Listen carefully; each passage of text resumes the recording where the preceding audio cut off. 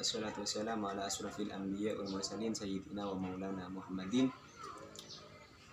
Pertama-tama marilah kita panjatkan puja dan puji syukur kehadirat Allah Subhanahu wa taala, karena berkat rahmat beliau kita diberi kesehatan untuk menjalani ibadah puasa yang hari ini sudah hari ke-28. Tinggal beberapa hari lagi kita akan menjalani Hari Raya Idul Fitri.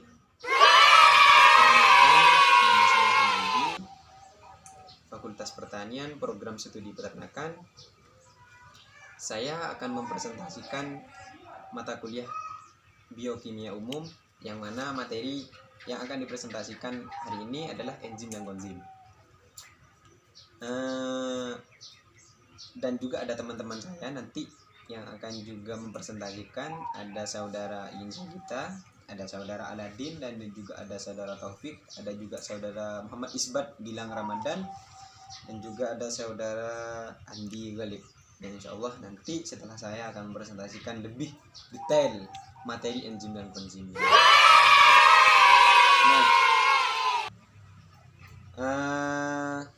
Saya akan menerangkan apa itu enzim. Ini biasanya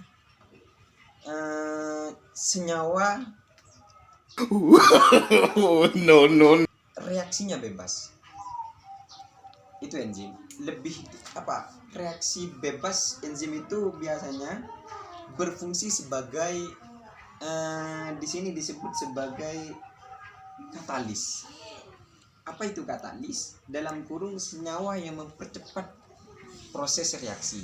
Senyawa yang mempercepat proses reaksi dan reaksinya bebas. Itu enzim. Dalam artian dari apa? No.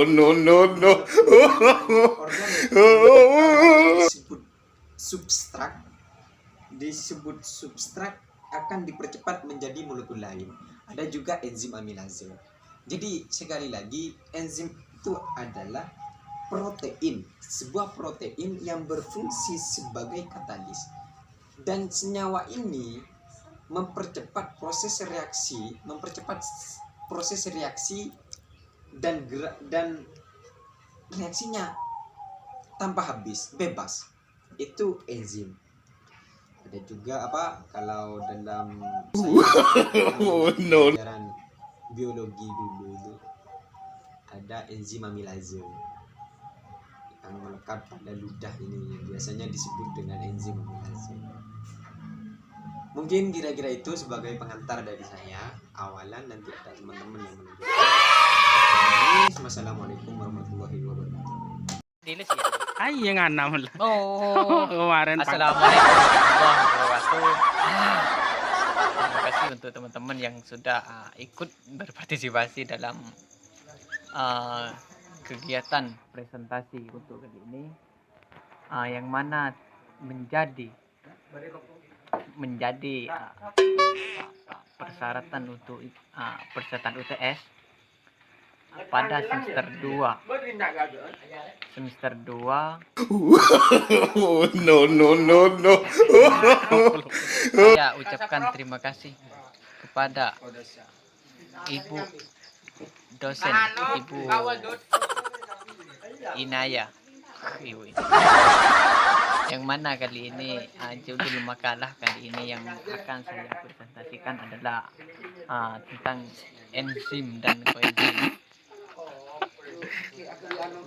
Yang di sini adalah enzim dan vitamin. Koenzim dan vitamin. Koenzim bereaksi sebagai regen gugus transfer yang spesifik pada gugus kimia yang dapat menerima dan mendonor beberapa koenzim. Gugus dihidrogen atau sebuah elektron. Beberapa koenzim dapat mengangkut lebih banyak dan terikat secara kovalen dengan gugus kimia.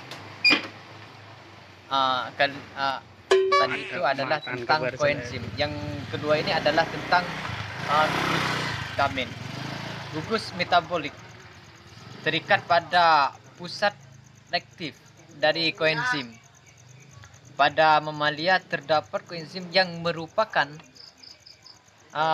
turunan dari prekursor makanan yang disebut vitamin. Itulah yang presentasi kali ini tentang makalah koenzim dan enzim dan koenzim.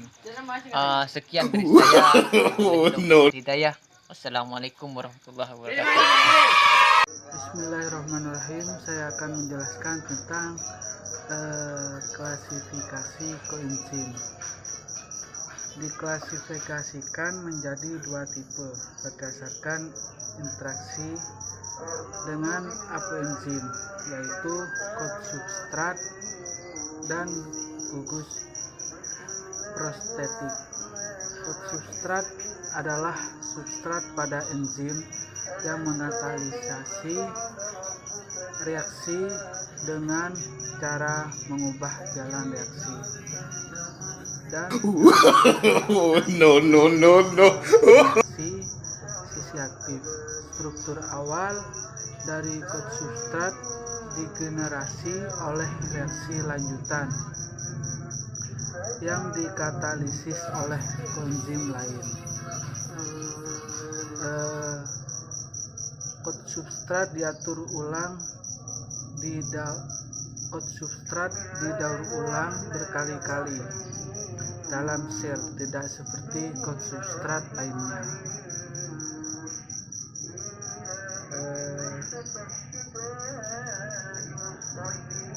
Biasa yang produknya secara khas mengalami perubahan lebih lanjut.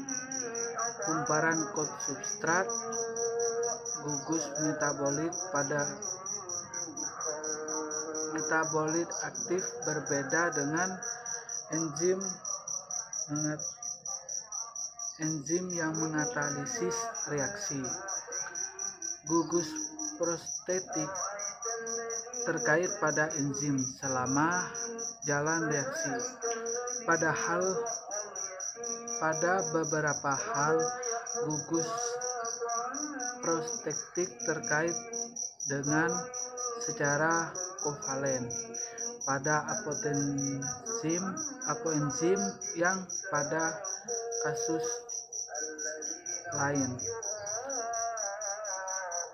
gugus prostetik terkait kuat pada sisi aktif dengan interaksi lemah seperti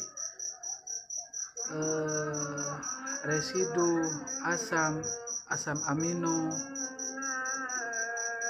dan lain-lain. Gugus prostetik akan kembali pada bentuk asalnya. Sekian dari saya penjelasan tentang klasifikasi koenzim. Kurang dan lebihnya mohon maaf. Wassalamualaikum warahmatullahi wabarakatuh. Perkenalkan, nama saya Insa Gita. Dari video sebelumnya sudah dijelaskan mengenai enzim dan koenzim. Nah, tugas saya di sini untuk menjelaskan klasifikasi koenzim. No. Dua bagian berdasarkan interaksi dengan apoenzimnya. Yang pertama, kosubstrat. Apa sih itu kosubstrat? Substrat adalah suatu molekul yang menjadi sasaran aksi enzim. Dan yang kedua, gugus prostetik. Gugus prostetik adalah bagian enzim yang tidak tersusun dari protein, tetapi dari ion-ion logam atau molekul organik yang disebut koenzim.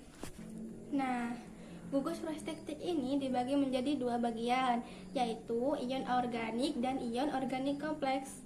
Ion organik di sini dikenal sebagai kofaktor yang berfungsi sebagai katalis yang mampu meningkatkan kerja enzim. Sedangkan ion organik kompleks di sini dikenal sebagai koenzim yang berfungsi untuk memindahkan zat kimia dari satu enzim ke enzim lainnya. Nah, mungkin itu saja yang bisa saya sampaikan. Cukup sekian. Assalamualaikum warahmatullahi wabarakatuh. Di sini saya dari kelompok 8 akan menjelaskan tentang fungsi koenzim. No. Yang membantu kinerja enzim. Yang fungsi utamanya untuk memperlancar pencernaan dalam tubuh. Nah, peran koenzim adalah sebagai pengikat dan membantu enzim ketika mencerna makanan. Koenzim juga bisa berupa vitamin seperti pencernaan lemak. No, no, no, no. Bila Anda mengalami kekurangan atau kelebihan vitamin, maka koenzim juga akan menurun. Ada banyak fungsi koenzim di sini. Salah satunya sebagai pembawa atau alat transportasi dari produk yang dicerna oleh enzim. Dah, sombong amat. Digunakan oleh berbagai sel. CEO10 adalah antioksida yang dihasilkan oleh tubuh manusia.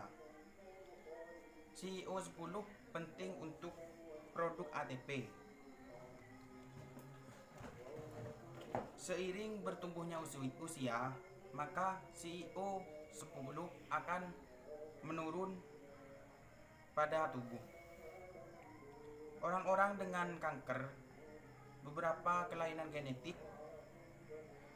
HIV atau AIDS ditemukan memiliki kadar CO10 yang sangat rendah. Dan untuk meningkatkan koenzim tersebut, Anda bisa memakan berupa berikut ini, yaitu brokoli, kembang kol, stroberi, jeruk, ikan makarel, ikan sarden, dan juga kacang. No, no, no, no. Walau koenzim berfungsi dalam tingkat molekul yang sangat kecil, koenzim bekerja dengan baik dan akhirnya proses pencernaan dalam tubuh berjalan dengan lancar. Ya, cukup di sini penjelasan saya tentang.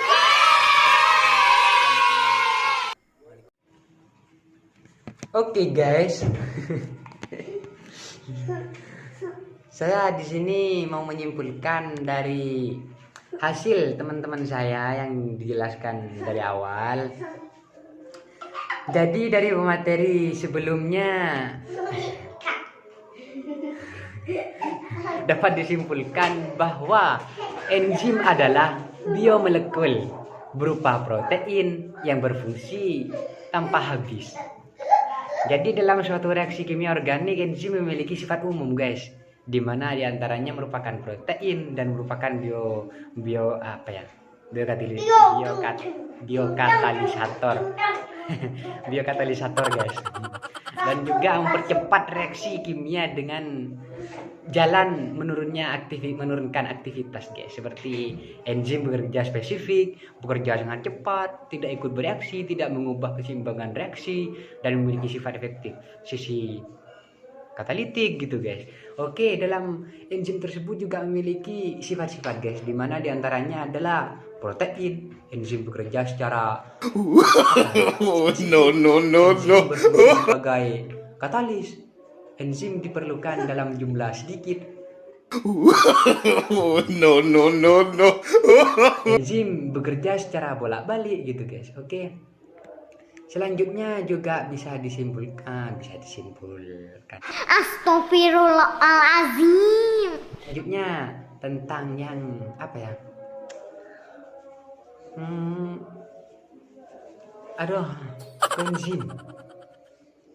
Koenzim.